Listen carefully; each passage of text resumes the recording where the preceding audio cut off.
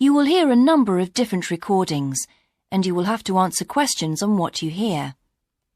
There will be time for you to read the instructions and questions, and you will have a chance to check your work. All the recordings will be played once only. The test is in 4 sections. At the end of the test, you will be given 10 minutes to transfer your answers to an answer sheet. Section 1. You will hear a conversation between a representative of an insurance company and a customer. First, you have some time to look at questions 1 to 3.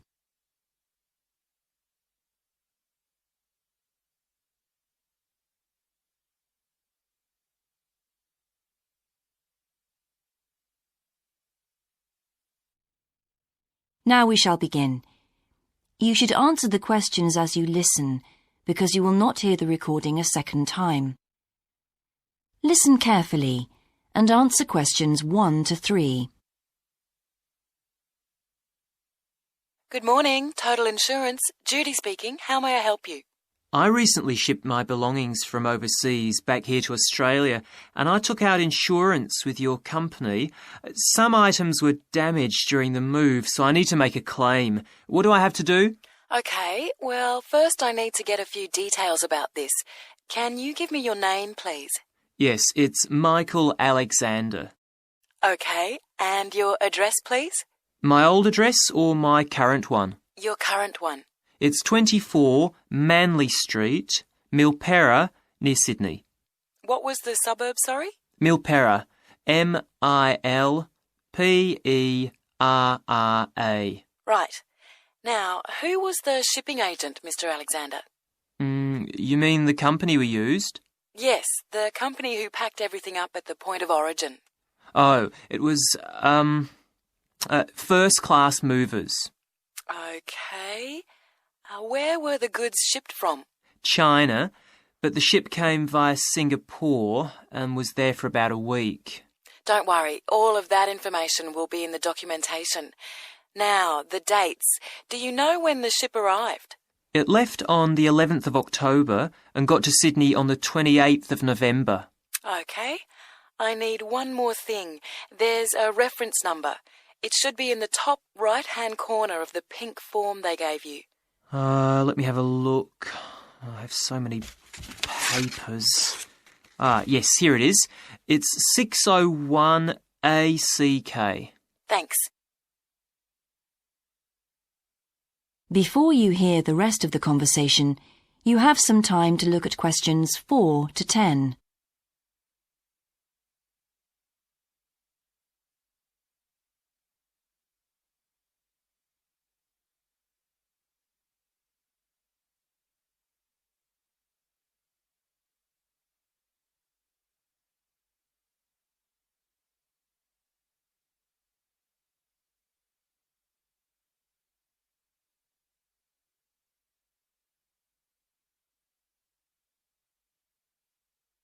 Now listen and answer questions 4 to 10.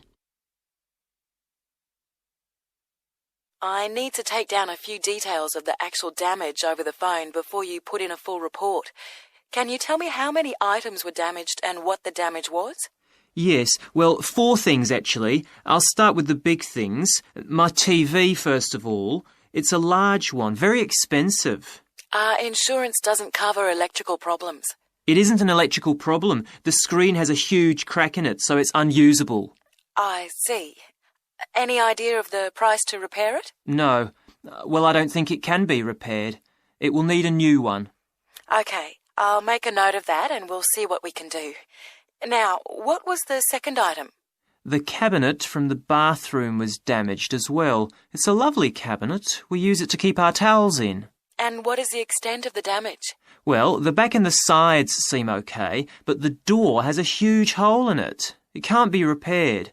I'm really not very happy about it. And how much do you think it will cost to replace it? Well, when I bought it last year, I paid $125 for it. But the one I've seen here in Sydney is a bit more expensive. It's $140. Right. And what was the third item? My dining room table. It's a lovely table from Indonesia. It must have been very hot inside the container because one leg has completely split down the middle. The top and the other three look okay, thank goodness. Any idea of the price to repair it? Well, I had an estimate done on this actually because it is a very special table to us. They quoted us $200, which is really pricey, so I hope the insurance will cover the total cost. I'm sure that will be fine. What was the last item, Mr. Alexander?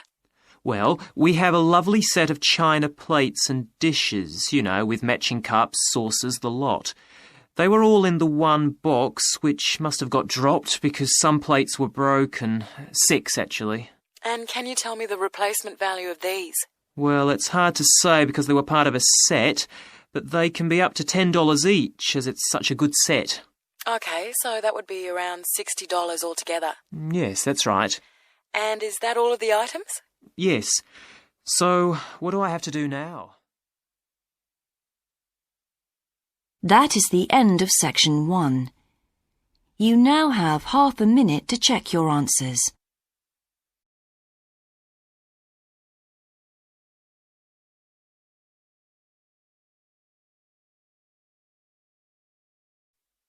Section 2. You will hear a man giving a talk to new members of a wildlife club in the south of England. First, you have some time to look at questions 11 to 13.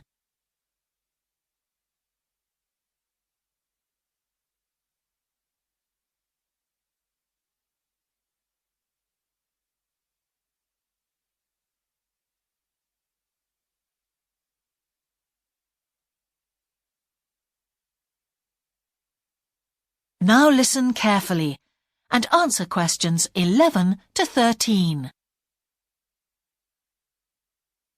Hello, I'm delighted to welcome you to our wildlife club and very pleased that you're interested in the countryside and the plants and creatures of this area. I think you'll be surprised at the variety we have here, even though we're not far from London. I'll start by telling you about some of the parks and open spaces nearby. One very pleasant place is Halland Common.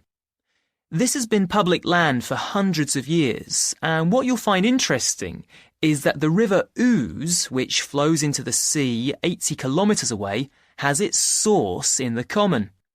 There's an information board about the plants and animals you can see here, and, by the way, the common is accessible 24 hours a day. Then there's Holt Island, which is noted for its great range of trees. In the past, willows were grown here commercially for basket making, and this ancient craft has recently been reintroduced. The island is only open to the public from Friday to Sunday because it's quite small, and if there were people around every day, much of the wildlife would keep away. From there, it's just a short walk across the bridge to Longfield Country Park. Longfield has a modern replica of a farm from over 2,000 years ago. Children's activities are often arranged there, like bread making and face painting. The park is only open during daylight hours, so bear that in mind if you decide to go there. Before you hear the rest of the talk, you have some time to look at questions 14 to 20.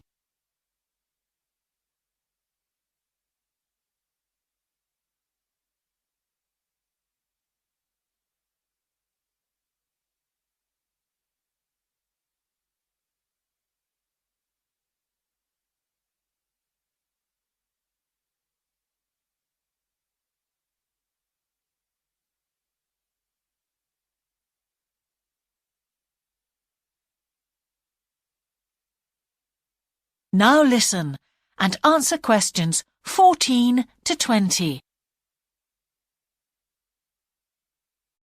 Longfield Park has a programme of activities throughout the year, and to give you a sample, this is what's happening in the next few days. On Monday, you can learn about herbs and how they've been used over the centuries. You'll start with a tour of our herb garden, practice the technique of using them as colour dyes for cloth, and listen to an illustrated talk about their use in cooking and medicine. Then on Wednesday, you can join local experts to discover the variety of insects and birds that appear in the evening. We keep to a small number of people in the group, so if you want to go, you'll need to phone the park ranger a few days ahead. There's a small charge which you should pay when you turn up. I'm sure you're all keen to help with the practical task of looking after the park, so on Saturday you can join a working party. You'll have a choice of all sorts of activities, from planting hedges to picking up litter, so you'll be able to change from one to another when you feel like it. The rangers will be hard at work all day, but do come and join in, even for just a short while. One thing, though, is to make sure you're wearing something that you don't mind getting dirty or torn. And finally, I'd like to tell you about our new wildlife area, Hinchingbrook Park, which will be opened to the public next month. This slide doesn't really indicate how big it is, but anyway, you can see the 2 gates into the park and the main paths. As you can see, there's a lake in the northwest of the park with a bird hide to the west of it at the end of a path, so it'll be a nice, quiet place for watching the birds on the lake. Fairly close to where refreshments are available, there's a dog walking area in the southern part of the park, leading off from the path. And if you just want to sit and relax, you can go to the flower garden. That's the circular area on the map, surrounded by paths. And finally, there's a wooded area in the western section of the park, between 2 paths. OK, that's enough from me, so let's get on and have a look. That is the end of section 2. You now have half a minute to check your answers.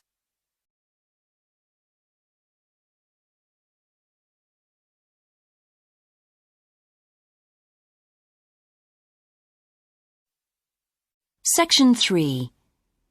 You will hear part of a seminar in which a researcher called Grant Freeman discusses his work on Australian honeybees with a group of students. First, you have some time to look at questions 21 to 24.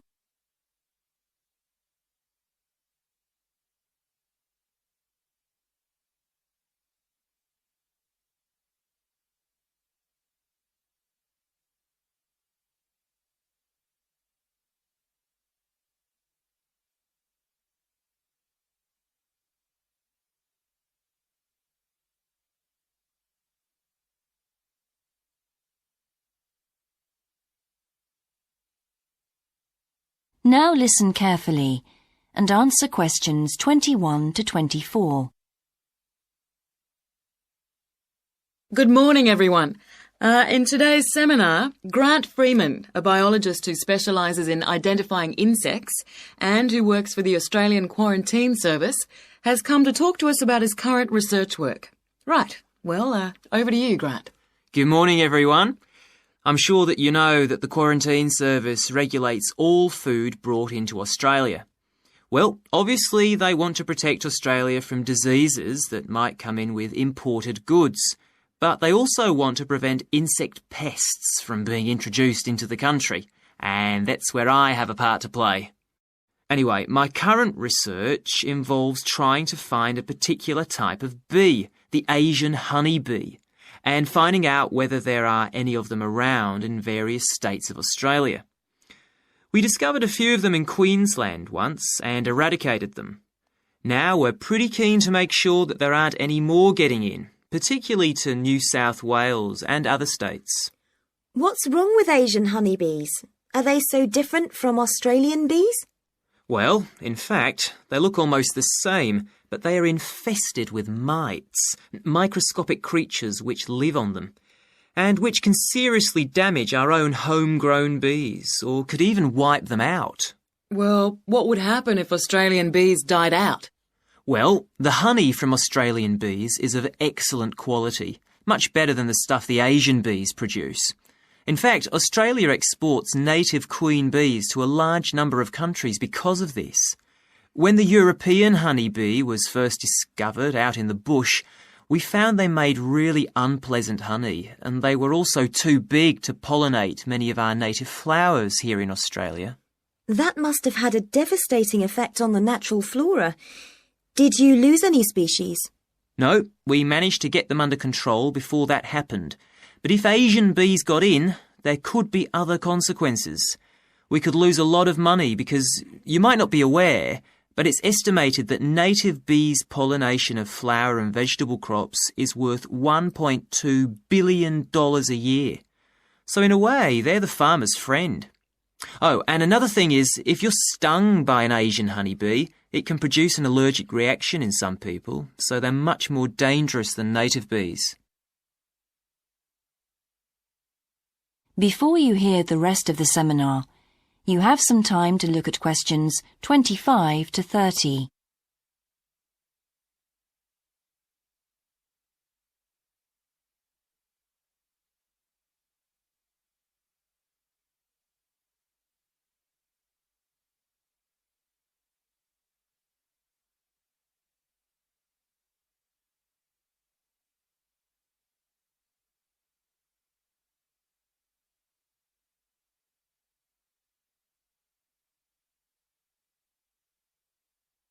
Now listen and answer questions 25 to 30. How will you know if Asian bees have entered Australia? We're looking at the diet of the bird called the rainbow bee-eater. The bee-eater doesn't care what it eats as long as they're insects. But the interesting thing about this bird is that we are able to analyse exactly what it eats, and that's really helpful if we're looking for introduced insects. How come? Because insects have their skeletons outside their bodies, so the bee-eaters digest the meat from the inside. Then they bring up all the indigestible bits of skeleton, and of course the wings, in a pellet, a small ball of waste material which they cough up. That sounds a bit unpleasant. So how do you go about it? In the field, we track down the bee-eaters and find their favourite feeding spots, the places where the birds usually feed. It's here that we can find the pellets. We collect them up and take them back to the laboratory to examine the contents. How do you do that? The pellets are really hard, especially if they've been out in the sun for a few days. So, first of all, we treat them by adding water to moisten them and make them softer. Then we pull them apart under the microscope. Everything's all scrunched up, but we're looking for wings, so we just pull them all out and straighten them. Then we identify them to see if we can find any Asian bee wings. And how many have you found? So far, our research shows that Asian bees have not entered Australia in any number. It's a good result and much more reliable than trying to find live ones as evidence of introduced insects. Well, that's fascinating. Thank you, Grant, for those insights. I hope that you might inspire some of our students here to conduct some similar experiments. That is the end of section 3. You now have half a minute to check your answers.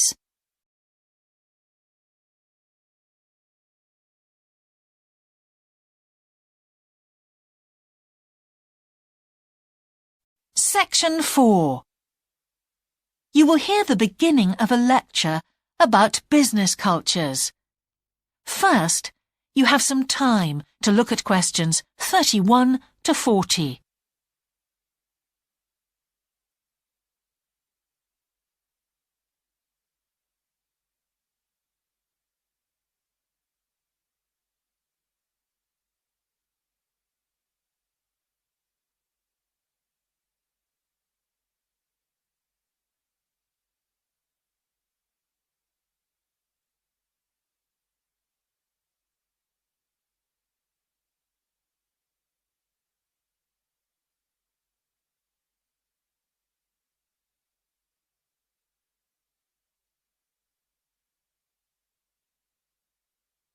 Now listen carefully and answer questions 31 to 40. Good morning, everyone. Now, whether you're going to university to study business or some other subject, many of you will eventually end up working for a company of some kind.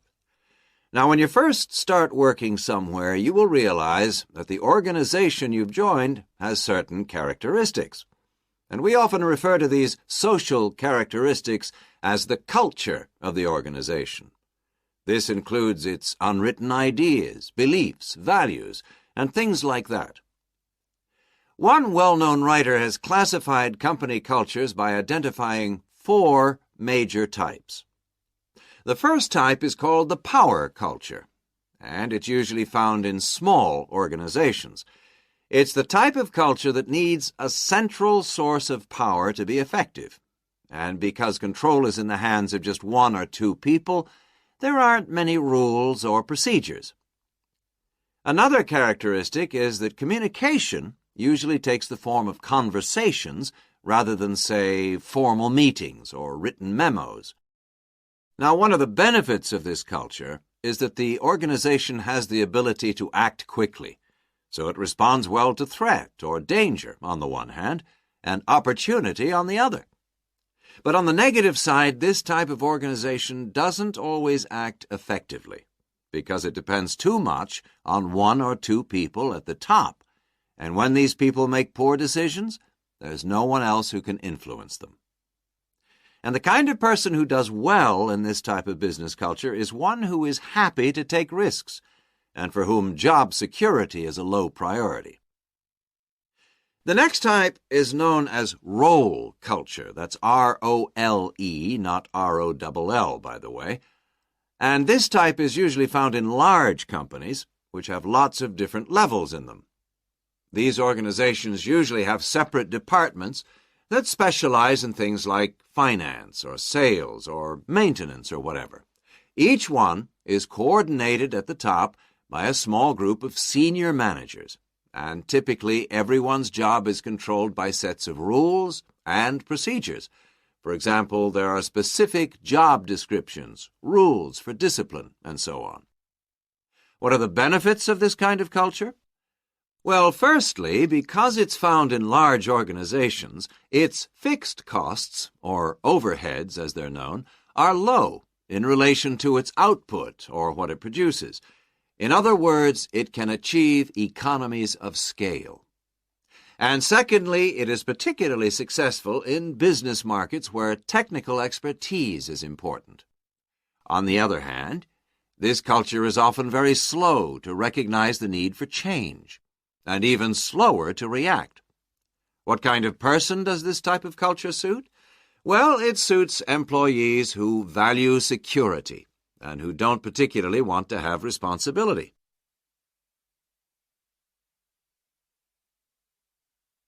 Moving on now to task cultures. This type is found in organizations that are project-oriented. You usually find it where the market for the company's product is extremely competitive, or where the products themselves have a short lifespan. Usually, top management delegates the projects, the people, and other resources, and once these have been allocated, little day-to-day control is exercised from the top, because this would seem like breaking the rules. Now, one of the major benefits of this culture is that it's flexible, but it does have some major disadvantages too. For instance, it can't produce economies of scale or great depth of expertise. People who like working in groups or teams prefer this type of culture. And finally, the fourth category is called the person culture. This type is quite unusual. That is the end of section 4. You now have half a minute to check your answers.